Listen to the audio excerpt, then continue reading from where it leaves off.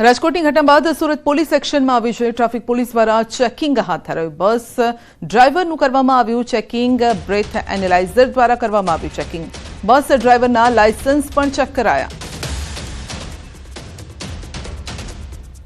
બીઆરટીએસની બસોના ડ્રાઈવરોનું drink and drive અંગેનું ચેકિંગની એક team બનાવી અને અમને સૂચના આપવામાં આવેલી હતી, જે અનુસંધાને આજરોજ વીઆર મોલની સામે આવેલા બીઆરટીએસ બસ સ્ટેન્ડ તથા આજુબાજુના બીઆરટીએસ બસ સ્ટેન્ડની અંદર જે બસો આવે છે એને રેન્ડમલી એના ડ્રાઈવરોના ડ્રાઇવિંગ લાયસન્સ અને એમનું બ્રેથ એનાલાઇઝર વડે અમે ચેકિંગ કરેલ છે।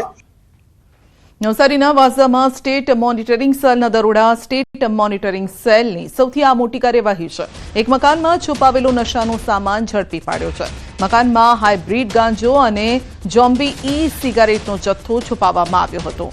ટીએસસીના જથ્થાવાળી ઈ સિગારેટ મળી આવી છે। પોલીસ તન્મય પટેલ અને મિલન ધનકરની તેમણે ધરપકડ કરી છે। 8 લાખની કિંમતનો 80 ગ્રામ હાઇબ્રિડ ગાંજો ઝડપાયો। 20 લાખની 20 નંગ જોમ્બી ઈ સિગારેટ ઝડપાઈ છે। ઈ સિગારેટ અને ગાંજાનો જથ્થો અપાવનાર વાપીના આતિફ વિરુદ્ધ ફરિયાદ નોંધાઈ છે। આરોપીઓએ ઈ સિગારેટ ડાર્ક વેબથી મંગાવી હતી અને જોમ્બી ઈ સિગારેટનો રાજ્યમાં પ્રથમ કેસ છે। સ્ટેટ મોનિટરિંગ સેલમાં નોંધાયો છે।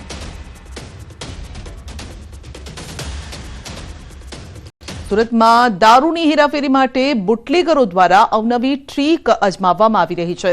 ટ્રાન્સપોર્ટની આડમાં વિદેશી દારૂની હેરાફેરી। પૂણા પોલીસે ઝડપી પાડ્યો છે મોટી માત્રામાં વિદેશી દારૂ। પૂણા ખાતે આવેલ 2 અલગ અલગ ટ્રાન્સપોર્ટ ગોડાઉનમાં પોલીસે છાપો માર્યો હતો।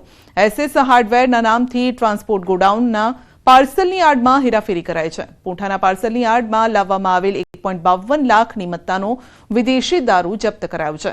પૂણા પોલીસે પ્રોહિબિશન હેઠળ 2 અલગ અલગ ગુના નોંધીને તપાસ હાથ ધરી।